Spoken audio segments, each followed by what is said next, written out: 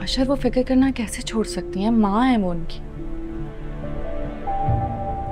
और इस वक्त आंटी को हौसला देने की बजाय आप खुद परेशान होकर बैठ गए हैं। पत्थर हो गई अखियां। ये आपका चौथा कॉल है सुबह से। मुझसे ही बात करते रहेंगे तो काम कब करेंगे? है, आप याद आना बंद हो जाएं, हम कॉल करना बंद कर देंगे।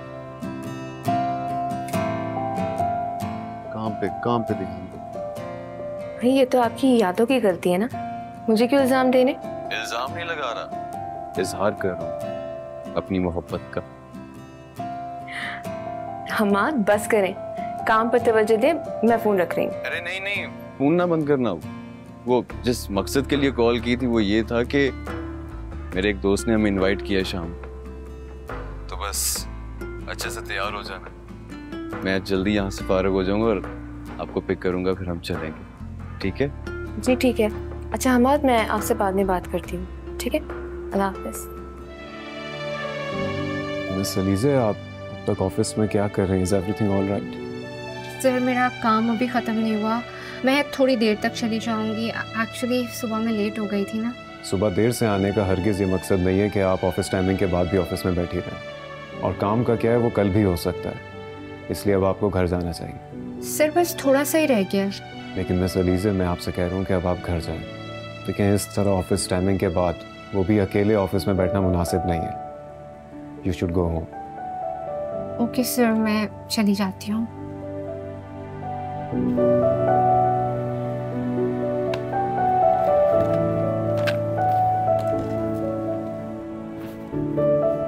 अम्मी, कितनी बार मैंने आपसे कहा है कि अपना फ़ोन अपने पास रखा करें। आप फ़ोन नहीं उठाती तो मुझे परेशानी हो जाती है। नहीं बेटा, फ़ोन तो हमेशा मेरे पास ही रहता है। बस थोड़ी देर के लिए अंदर गई थी तो फ़ोन बाहर लाउंज में ही भूल गई। तुम बताओ, ठीक हो तुम? जी अम्मी, सब ठीक है, बस आप लोगों की फिक्र रहती है मुझे। दूर बैठकर फिक्र करने की भी क्या बात है। दूर बैठकर तो कुछ नहीं कर सकते ना बेटा, बस परेशान ही हो सकते हैं। अम्मी, आप क्यों ऐसी बातें कर रही हैं? मैं यहाँ शौक से तो नहीं बैठा ना, आप भी जानती हैं ये बात। मजबूरी में आना पड़ा था यहाँ, लेकिन अब जो यहाँ पर रहना पड़ रहा है वो भी अब एक मजबूरी है। हालात का अंदाज़ा है आपको, किस तरह के हालात हैं, और जो लाइफ स्टाइल अब हम लोग कैरी कर रहे हैं वो वहाँ पर रहकर मैं पूरा नहीं कर सकता। ऐसा क्यों कह रहे हो? क्यों गलत सोच रहे हो बेटा? नहीं सोच रहा गलत अम्मी, बस एक बात कर रहा हूँ। मैं यहाँ आप लोगों के लिए ही हूँ ना, ताकि आप लोग वहाँ सुकून से रह सकें। हाँ, हम सब तो बड़े सुकून से रह रहे हैं, लेकिन फरहीन सिसक के जिंदगी गुजार रही है। और ये बात आपको कैसे पता अम्मी? आप मिली थी उनसे? आपने कांटेक्ट किया था उन्हें? नहीं मिली, नहीं। अम्मी सच बताएं। क्यों झूठ बोलूंगी बेटा? वो हमारे पुराने मोहल्ले में हमारी हमसाई थी ना, उसे नजर आ गई थी फरहीन, तो उसने मुझे फोन करके बताया कि फरहीन बहुत बुरे हालात में। हालांकि मैंने तो उसे कह दिया था कि मुझे नहीं सुननी ये सारी बातें, बंद करो फोन। अशर, मैंने ठीक किया ना? जी अम्मी, आपने बिल्कुल ठीक किया, और जरूरत भी नहीं है जानने की। हर इंसान अपने हालात का खुद जिम्मेदार है, और जो कुछ फरी आप ही ने किया है ना, वो मैं कभी नहीं बता सकता। मैं जब सोचता हूँ ना उनके बारे में, मुझे वो सारी बेइज्जती, सारी जिल्लत याद आ जाती है जो आपने, मैंने, सबने सही।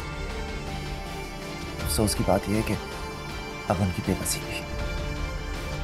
तुम बिल्कुल ठीक कह रहे हो बेटा, तुम्हारी बात से इत्तेफाक करती हूँ मैं, लेकिन है तो वो हमारा खून का। अम्मी प्लीज आइंदा ये बात मत कीजिएगा। अब बस इज्जत का पास फरी आपी को भी रखना चाहिए था, नहीं रखा ना उन्होंने।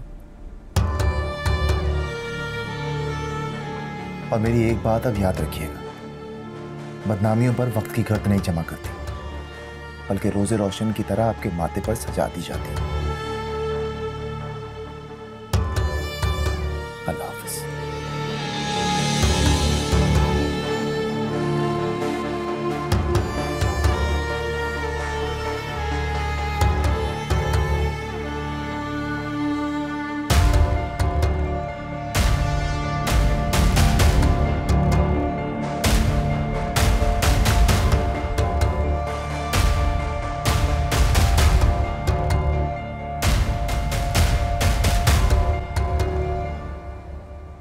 अशर,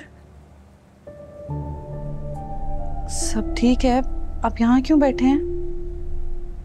ठीक है सब।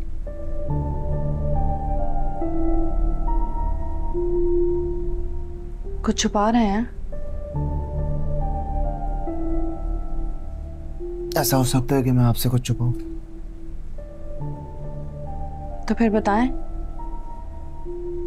कुछ हुआ है क्या? कुछ नहीं यार, बस वही फरिया आपी और उनके किस्से। फरीन आपी ने कोई राब्ता किया है?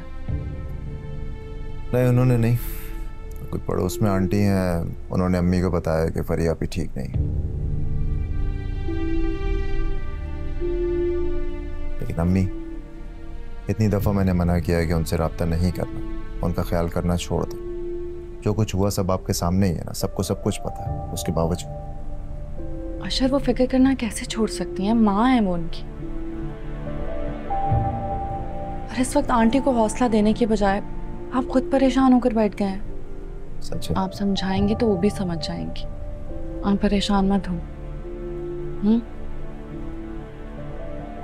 अच्छा, आप आए चेंज कर लें, मैं वॉशरूम में हैंग कर रही हूँ। आप चले, मैं आता हूँ।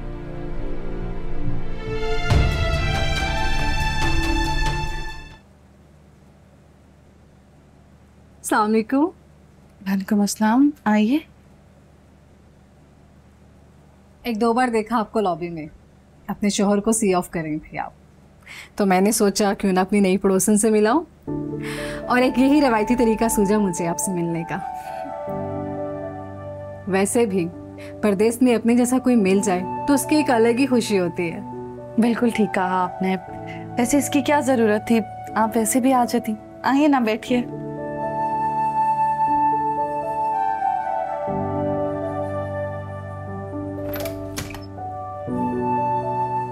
आइए बैठिए। घर तो बहुत प्यारा सजाया आपने, काफी अच्छा टेस्ट है। जी, कुछ इनकी पसंद का है और कुछ मेरी। लगता है लव मैरिज है आपकी, है ना? नहीं, है तो अरेंज मैरिज, मगर अब लगता है जैसे हमेशा से ही जानती हूँ इनको।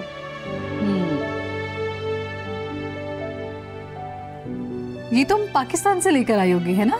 जी, मुझे शौक है और फारिग वक्त में देखती रहती हूँ। नहीं। अच्छा, तो आपने कभी काम भी किया है? नहीं, मैं पढ़ ही रही थी और फिर शादी हो गई, डिग्री पे मुकम्मल नहीं हो सकी। तो काम करने का शौक है? हाँ, फैशन डिजाइनिंग बहुत शौक है मुझे। अरे, ये तो बहुत अच्छी बात है। यही करीबी में एक मॉल है, मैंने बुटीक बनाई है वहां पर, तुम चाहो तो विजिट कर सकती हो। और वैसे भी अगर तुम्हें समझ में आता है तो हम एक साथ काम कर सकते हैं। क्यों, अच्छा आइडिया है ना? आइडिया तो अच्छा है, लेकिन अभी आपके साथ जाना पॉसिबल नहीं है। मेरे हस्बैंड आ जाए, उनसे एक बार डिस्कस कर लूँगी, तो फिर उनके साथ आ जाऊँगी। अरे, ये पास में ही तो है, वॉकिंग डिस्टेंस पर है। पहले खुद आकर तसल्ली कर लो और फिर शौहर को भी ले आना, एनी टाइम, नो प्रॉब्लम।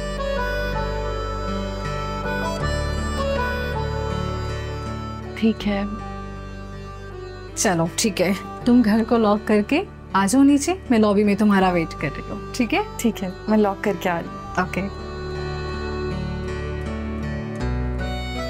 मैं वेट करूंगी।